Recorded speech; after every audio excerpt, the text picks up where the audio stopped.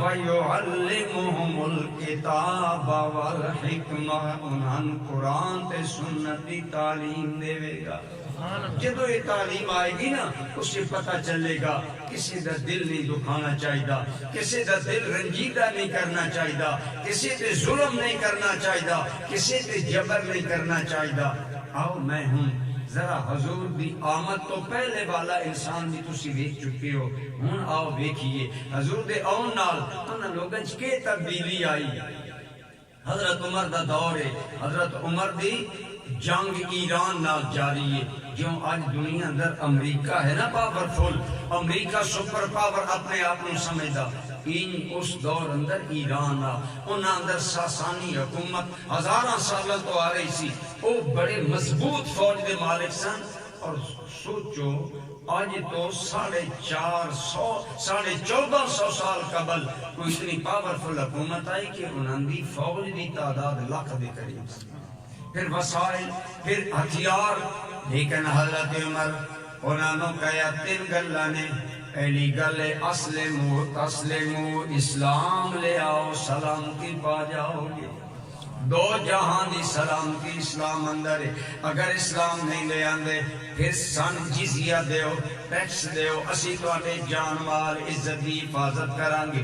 اگر اے نہیں، اے جہاد دے طرح اصول نہیں، اگر اے گل نہیں تے پھر لڑنا پوے گا، کیونکہ اے زمین رب دیئے، دے اندر نظام بھی رب دا چلے گا۔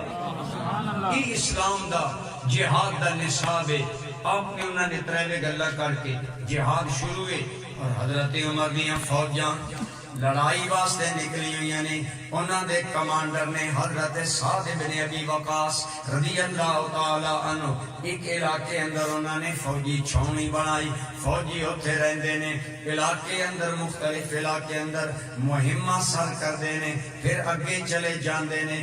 چند ہفتے یا چند مہینے ایک جائی پڑاؤ رکھیا، حضرت سعد بن ابی وقاص کہا اے علاقہ کلیئر ہو گیا، اتنے ہار منے امن، ہار منے اسلام، ہار منے اللہ دی بندگی، رسول اللہ دی غلامی والے لوگ ہو گئے نے۔ ہن اگے چلو، کل فوج کوچ کرے گی، اپنے خیمے اکھیڑو، صبح روانگی ہوئے گی۔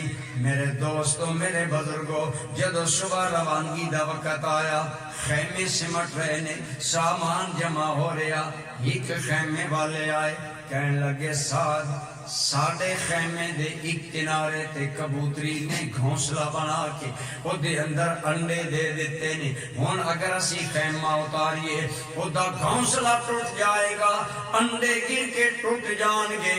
اے سعد ہن دسو خیمہ بچائیے یا کبوتری دے انڈے بچائیے؟